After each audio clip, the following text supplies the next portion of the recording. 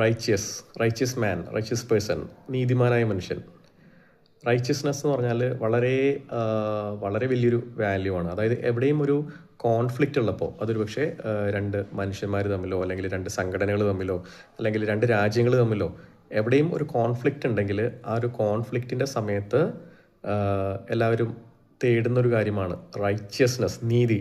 നമ്മുടെ രാജ്യത്തിലാണെങ്കിൽ ആളുകൾക്ക് ആ നീതി പരമോന്നതമായിട്ട് നടപ്പാക്കി കിട്ടുന്നത് കോടതികളിൽ നിന്നാണ്.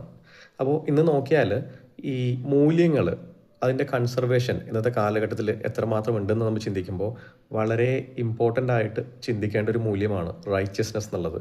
അപ്പോൾ നമ്മൾ ആസ് ആൻ ഇൻഡിവിജ്വൽ റൈച്ചിയസ്നെസ് എന്ന് പറഞ്ഞൊരു വാല്യൂ കൺസർവ് ചെയ്യാനായിട്ട് നമുക്ക് സാധിക്കുന്നുണ്ടെങ്കിൽ അത് വളരെ വലിയൊരു കാര്യമാണ്. കാരണം നീതിയുടെ പക്ഷത്ത് നിൽക്കുന്ന ഒരു സ്റ്റാൻഡ് ഉള്ളൊരു വ്യക്തിയാണ് നമ്മളെങ്കിൽ we are a very valuable person.